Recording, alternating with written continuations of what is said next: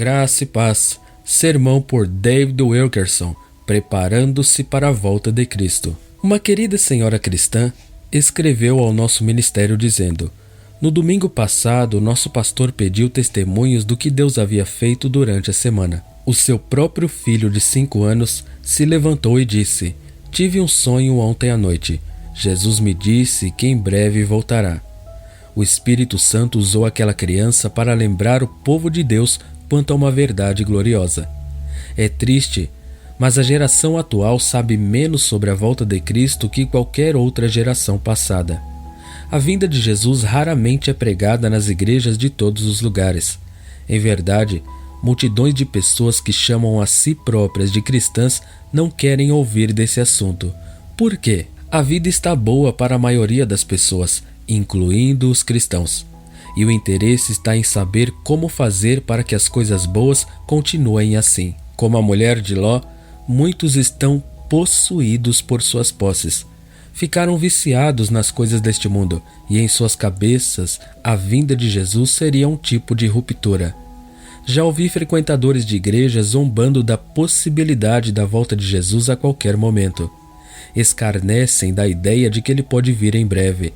Na verdade, há uma doutrina que declara que o nosso Senhor não voltará nos próximos milhares de anos. A ideia é a de que para a igreja será concedido todo este tempo para evangelizar o mundo e estabelecer uma nova ordem antes que Cristo volte para reinar como rei. O apóstolo Pedro se direciona a estas coisas dizendo: nos últimos dias virão escarnecedores com seus escárnios, andando segundo as suas próprias paixões e dizendo: onde está a promessa da sua vinda? Porque, desde que os pais dormiram, todas as coisas permanecem como desde o princípio da criação. 2 Pedro 3, 3 e 4. Pedro traz uma palavra aguda a todos os que deliberadamente se mostram ignorantes.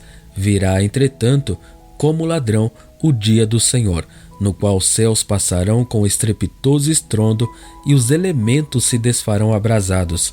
Também a terra e as obras que nela existem serão atingidas. Versículo 10. Além disso, Pedro nos diz que há um motivo pelo qual Jesus ainda não retornou. Ele registra: não retarda o Senhor a sua promessa, como alguns a julgam demorada.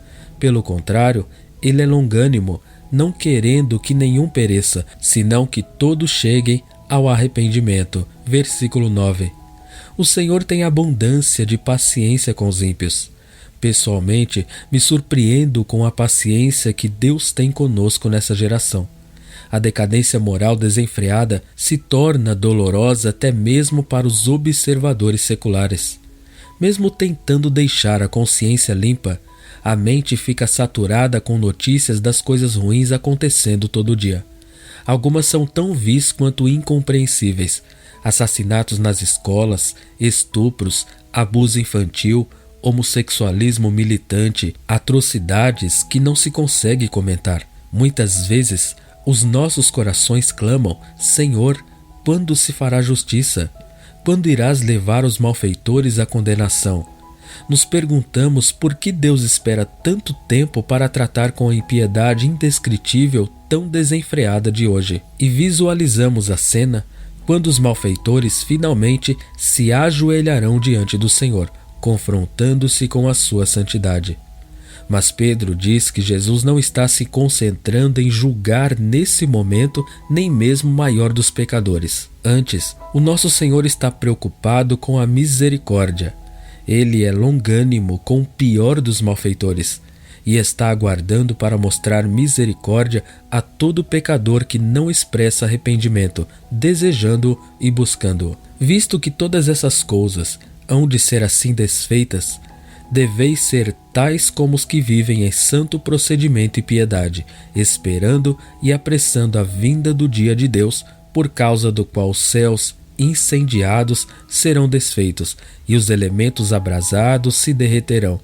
Nós, porém, segundo a sua promessa, esperamos novos céus e nova terra, nos quais habita a justiça.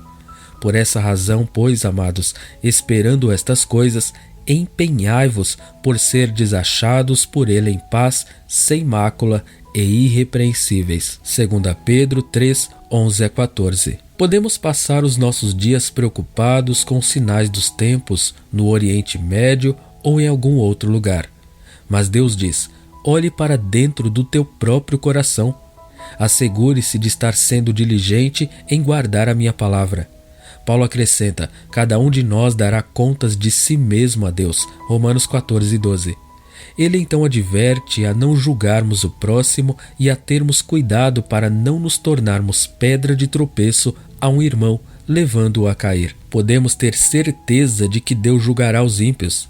Não há o que discutir quanto ao acerto de contas. Quando chegar essa hora, todos os zombadores, os que odeiam a Deus, os ímpios, serão chamados a prestar contas.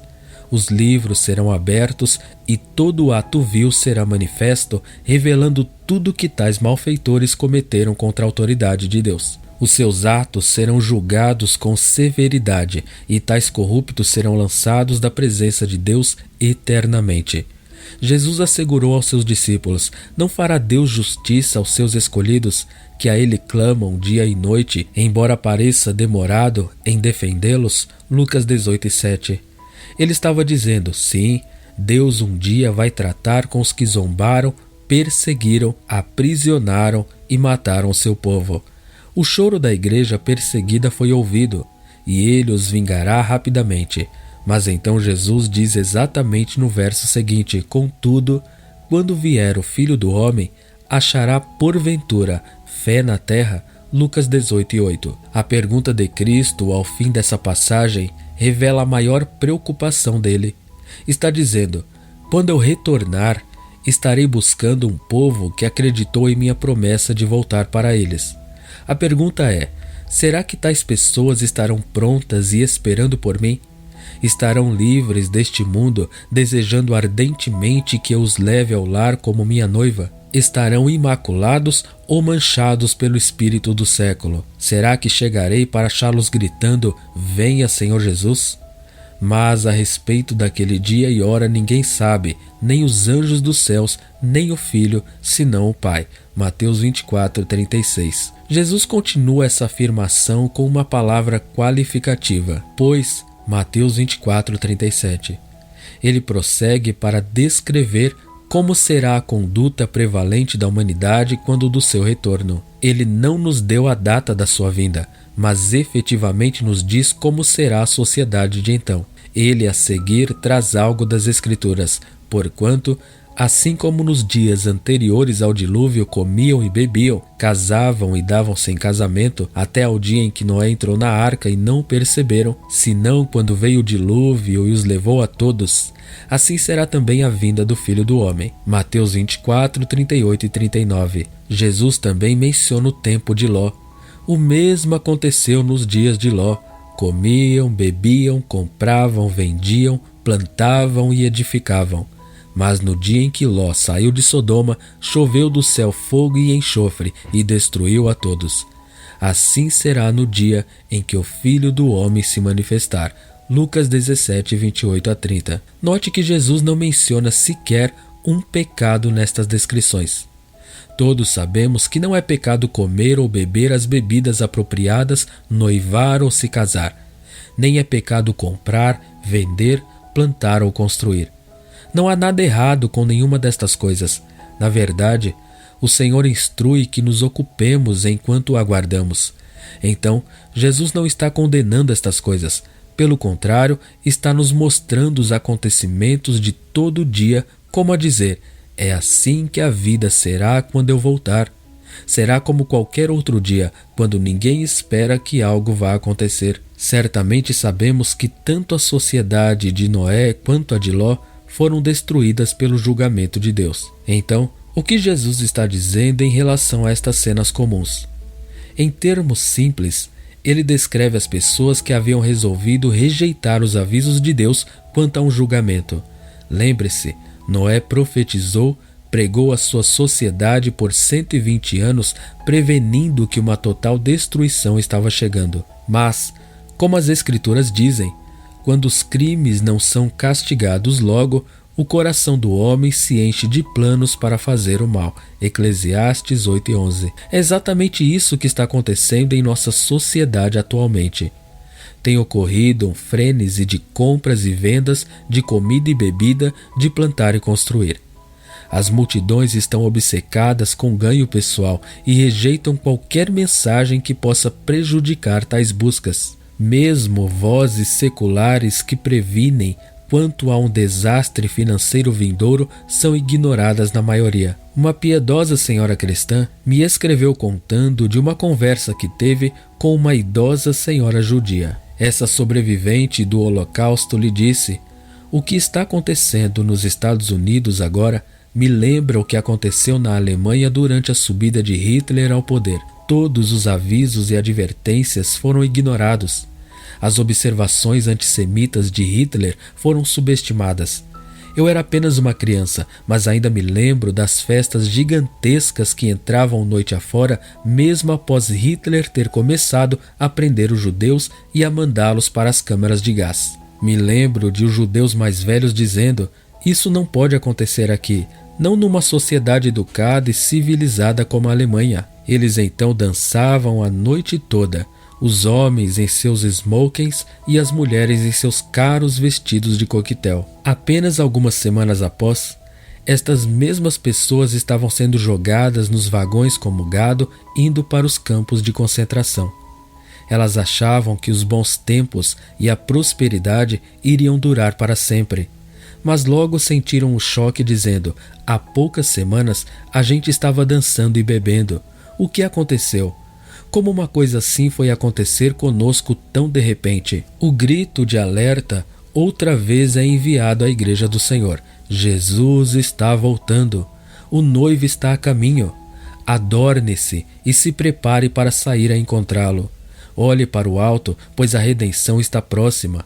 Mas mesmo assim, Jesus previne que as pessoas irão ignorar o chamado. Será como nos dias de Noé e de Ló, com as pessoas cuidando de seus negócios sem pensar em sua vinda, ignorando os sinais proféticos. E esse é o próprio sinal de sua vinda. Veremos uma apatia premeditada. Jesus falou de um grande desaparecimento de pessoas da terra. Naquela noite, 2 estarão numa cama, um será tomado e deixado outro. 2 mulheres estarão juntas moendo, uma será tomada e deixada a outra.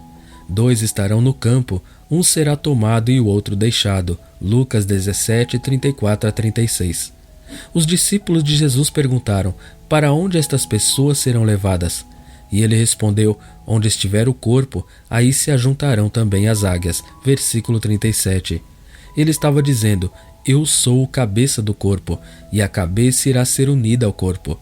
Alguns estudiosos dizem que as pessoas que forem levadas para cima são pecadores sendo carregados para julgamento. Mas as escrituras sugerem diferente. Isaías fala de águias em referência à igreja, mas os que esperam no Senhor renovam as suas forças, sobem com asas como águias, correm e não se cansam, caminham e não se fadigam. Isaías 40:31. Também Deus disse a Israel: tendes visto o que fiz aos egípcios, como vos levei sobre asas de águia e vos cheguei a mim. Êxodo 19:4. Em Mateus, Jesus fala dos eleitos sendo levados por Deus, e ele enviará os seus anjos com grande clangor de trombeta, os quais reunirão seus escolhidos dos 4 ventos de uma a outra extremidade dos céus. Mateus 24:31. Paulo deixa isso claro declarando: porquanto o Senhor mesmo, dada sua palavra de ordem, ouvida a voz do arcanjo e ressoada a trombeta de Deus, descerá dos céus, e os mortos em Cristo ressuscitarão primeiro. Depois nós, os vivos, os que ficarmos, seremos arrebatados juntamente com eles entre nuvens para o encontro do Senhor nos ares. E assim estaremos para sempre com o Senhor. Consolai-vos, pois, uns aos outros com estas palavras. 1 Tessalonicenses 4, 16-18. Tão dramático quanto este grande evento possa ser, o que Jesus quis mostrar é que isso acontecerá num dia comum. Será como nos passados dias de julgamento, nas sociedades de Noé e de Ló. Homens e mulheres estarão em seu trabalho, tendo sua vida habitual. então tudo acontecerá subitamente, em um simples instante. Paulo diz: transformados seremos todos, num momento, num abrir e fechar de olhos, ao ressoar da última trombeta. A trombeta soará, os mortos ressuscitarão incorruptíveis e nós seremos transformados. 1 Coríntios 15, 51 e 52. Será um dia como qualquer outro. A humanidade toda estará desatenta, mas então, em um só instante, Cristo irá reunir a sua noiva. Você está esperando e desejando ardentemente a volta dele? Eu nunca faria algo que levasse um crente a duvidar quanto a estar preparado. A maioria das pessoas lendo esta mensagem pode provavelmente dizer: sim, estou preparado, me arrependi, confessei os meus pecados e estou perdoado. Coloquei a minha confiança na justiça e retidão de Jesus. E se ele voltar nesse momento, sei que não haverá condenação para mim. Sei em quem tenho crido, estou certo que sou dele. Eu diria o mesmo quanto a mim. Ainda assim, relendo as advertências de Cristo, encontrei algo que não consigo tirar da mente. Jesus ordena: portanto, vigiai, Mateus 24, 42, e então diz: mas considerai isto, versículo 43. Em outras palavras, se você estiver preparado, se estiver vigilante, como eu quero que fiques, então há algo que você precisa saber. Jesus então descreve um homem que achou estar preparado, mas não estava. A casa desse homem foi arrombada, versículo 43. A seguir, Jesus descreve uma pessoa que estava verdadeiramente preparada, versículos 45 a 47.